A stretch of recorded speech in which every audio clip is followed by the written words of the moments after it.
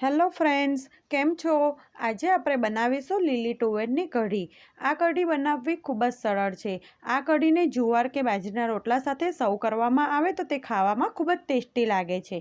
તો ચાલો ગરમા ગરમ લીલી તુવેરની કઢીની રેસીપી જોઈ લઈએ. તુવેરની કઢી બનાવવા માટે પહેલાં આપણે તુવેરના દાણાને બાફી લઈશું. તો મેં અહીં એક બાઉલ તુવેરના દાણાને સાફ કરીને લઈ લીધા છે.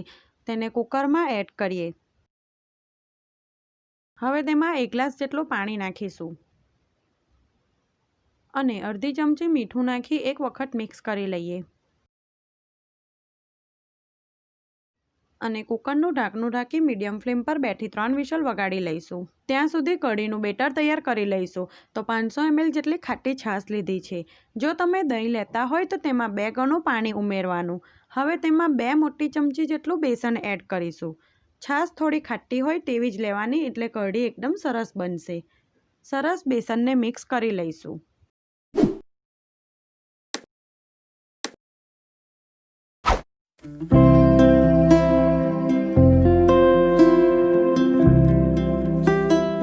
બેસન સરસ મિક્સ થઈ ગયું છે.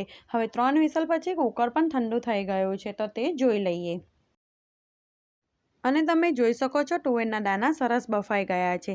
હવે આમાંથી વધારાનું પાણી કાઢી લઈશું. દાણામાંથી બધું પાણી નિતારી મેં એક પ્લેટમાં લઈ લીધા છે. હવે ચમચીની મદદથી આ રીતે દાણાને થોડા મેશ કરી લઈશું. તમે મેસરની મદદથી પણ મેશ કરી શકો છો, પણ દાણાને અધકચરા જ મેશ કરવાના છે, થોડાક આખા રહેવા દેવાના છે.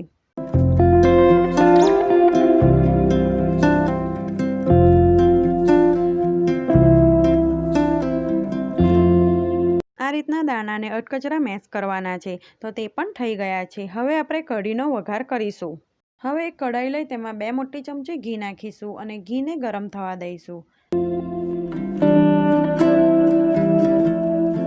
ઘી ગરમ થતાં તેમાં 2 લવિંગ અને 2 તજ નાખીશું અને સાથે જ 1 ચમચી જીરું નાખી તેને થવા દઈશું.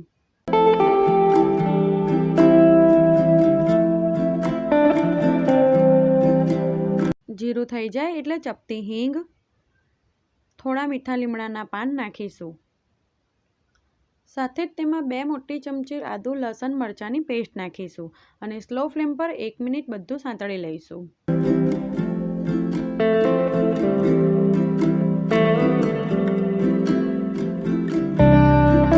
હવે બધો મસાલો સારી રીતે શેકાઈ ગયો છે. તો જે દાણા બાફીને ક્રશ કરીને રાખ્યા છે તે એડ કરીશું.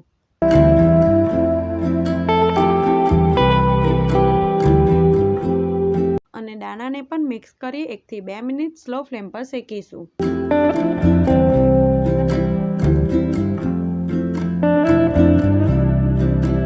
બે મિનિટ પછી દાણા સરસ સતળાઈ ગયા છે. તો હવે તેમાં છાશનું મિશ્રણ જે તૈયાર કરીને રાખ્યું છે તે ઉમેરીશું. દાણાને સારી રીતે છાશમાં મિક્સ કરી લઈશું. દાણા બાફતી વખતે મીઠું નાખ્યું હતું, એટલે સ્વાદ મુજબ મીઠું નાખીશું. હવે કઢીને સ્લો ટુ મીડિયમ ફ્લેમ પર ઉકળવા દઈશું. કઢીને વચ્ચે વચ્ચે હલાવતા રહેવાનું, જેથી તે તળિયે ચોંટે નહીં. 3 થી 4 મિનિટ પછી તમે જોઈ શકો છો કઢી સરસ ઉકળવા માંડી છે. જેમ કઢી ઉકળશે તેમ તે હજી ઠીક થશે. તો આપણી કઢી સરસ ઉકળી ગઈ છે અને તે ઘટ પણ થઈ ગઈ છે. તમે કઢીને જેટલી ઉકાળો તેટલો જ તેનો ટેસ્ટ વધુ સરસ લાગે છે. હવે ગેસની ફ્લેમ બંધ કરી દઈશું અને ઉપરથી થોડા લીલા ધાણા નાખીશું. જો લીલું લસણ હોય તો તે પણ નાખી શકો છો. તો શિયાળામાં ગરમા ગરમ લીલવાની ટેસ્ટી કઢી બનીને તૈયાર છે. આ કઢી સાથે બાજરીનો રોટલો ખૂબ જ ટેસ્ટી લાગે છે. તો આ રીતે તમે લીલવાની કઢી એકવાર જરૂરથી બનાવજો અને તમારી કઢી કેવી બની તે મને કોમેન્ટ કરી જણાવજો. ફ્રેન્ડ્સ, તમને મારી રેસીપી સારી લાગે તો મારી ચેનલને સબસ્ક્રાઈબ કરજો. Thanks for watching.